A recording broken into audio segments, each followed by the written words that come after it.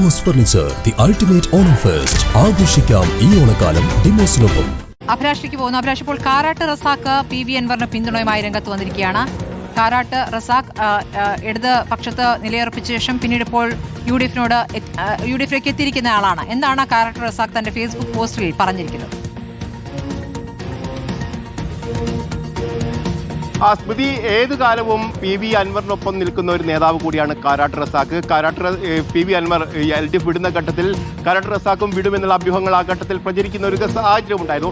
ഏതായാലും PV അൻവർ ഇന്നലെ പിന്നിൽ നിന്ന് കുത്തി, അല്ലെങ്കിൽ പിന്നിൽ നിന്ന് ചലിച്ച് ചന്തു തന്നെ എന്ന് പറയുന്ന ഒരു ഫേസ്ബുക്ക് പോസ്റ്റ് ഇടുകയും അതിൽ പറയുന്ന ഒരു പ്രധാനപ്പെട്ട കാര്യം തന്നെ കാലുവാരി എന്നടക്കമുള്ള കാര്യങ്ങളാണ് അദ്ദേഹം പറയുന്നത്. അതായത് രാഷ്ട്രീയ പോരാട്ടം ഏറ്റെടുത്തുകൊണ്ടാണ് താൻ ഒരു ഇത്തരത്തിലുള്ള പോരാട്ടത്തിലേക്ക് വന്നത് എന്നുള്ള കാര്യമാണ് അദ്ദേഹം പറഞ്ഞത് ആ പോസ്റ്റിനെ പിന്തുണച്ചുകൊണ്ട്, അത് പൂർണ്ണമായും അംഗീകരിച്ചുകൊണ്ടാണ് കാരാട്ട് റസാഖിന്റെ പുതിയൊരു ഫേസ്ബുക്ക് പോസ്റ്റ് കൂടി വന്നിരിക്കുന്നത്. അതായത് അധികാരത്തിന്റെ സുഖസൗകര്യങ്ങളെല്ലാം ത്യജിച്ചുകൊണ്ട് ഒരു രാഷ്ട്രീയ പോരാട്ടത്തിന്റെ ഭാഗമായി ഒരു ഉപാധിയുമില്ലാതെയാണ് UDF-ന്റെ ഭാഗമായി PV അൻവർ മത്സരിച്ചത്. അദ്ദേഹത്തിന്റെ കാലുവാരിയിട്ടുണ്ടെങ്കിൽ അതൊരിക്കലും ശരിയായ കാര്യമല്ല.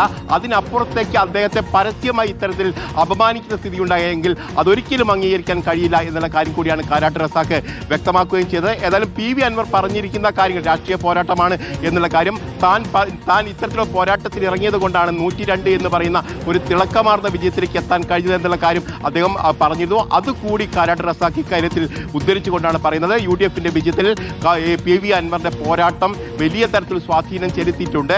അതുകൊണ്ട് അത്തരത്തിൽ ഇയാളെ അപമാനിക്കാൻ പാടില്ലായിരുന്നു എന്ന് തന്നെയാണ് അദ്ദേഹം പറയുകയും ചെയ്യുന്നത്.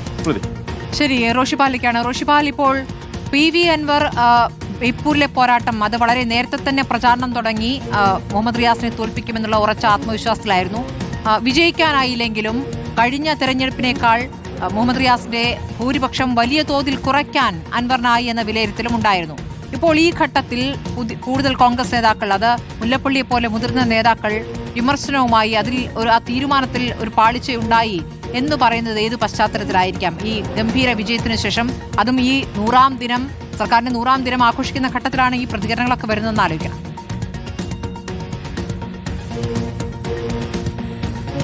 സ്മൃതി, നിയമസഭാ തെരഞ്ഞെടുപ്പിന്റെ എത്രയോ മുമ്പ് LDF സർക്കാരിന്റെ അവസാന കാലത്ത് പിണറായിക്കെതിരെയുള്ള പ്രധാന ആയുധമായി പ്രതിപക്ഷമായിരുന്ന UDF ഉപയോഗിച്ചത് PV അൻവറിനെയായിരുന്നു.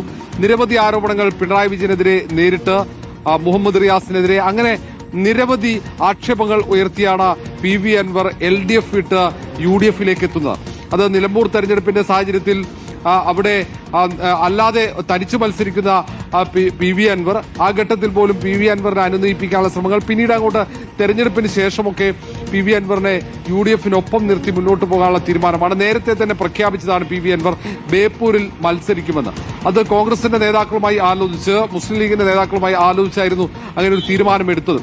അവിടെ മത്സരിക്കുമ്പോൾ സ്വാഭാവികമായി അതൊരു കൃത്യമായ സന്ദേശം കൂടിയാകും.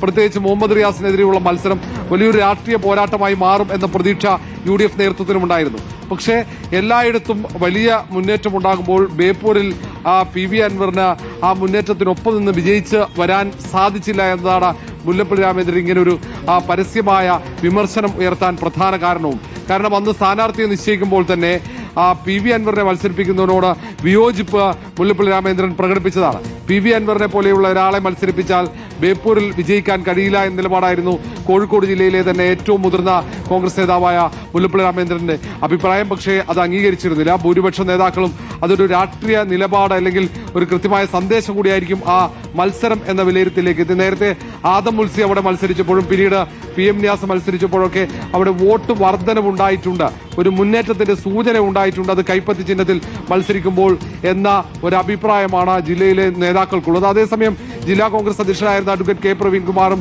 ഇപ്പോൾ നോർത്തിൽ മത്സരിച്ച് ജയിച്ച K ജയന്ത് ഉൾപ്പെടെയുള്ള നേതാക്കളൊക്കെയാണ് PV അൻവറിനെ മത്സരിപ്പിക്കാൻ താല്പര്യമെടുത്തതും. പക്ഷേ ഒരുപക്ഷെ മുല്ലപ്പള്ളി രാമചന്ദ്രന്റെ വിമർശനത്തിന്റെ പശ്ചാത്തലത്തിലായിരിക്കാം പ്രവീൺകുമാർ കൂടി അതേ നിലപാട് ആ പരിപാടിയിൽ സ്വീകരിച്ചത്. പക്ഷേ ഇതൊരു വലിയ വിവാദമായി ഉയരുകയാണ്. മുസ്ലിം ലീഗിന് സമാനമായ നിലപാട് തന്നെയാണോ ഉള്ളത് എന്ന് അറിയേണ്ടിയിരിക്കുക. കാരണം PV അൻവറിനെ UDF-നൊപ്പം നിർത്താൻ ഏറ്റവും കൂടുതൽ താല്പര്യമെടുത്തതും മുൻകൈ എടുത്തതും മുസ്ലിം ലീഗ് നേതാക്കളായിരുന്നു. സ്മൃതി.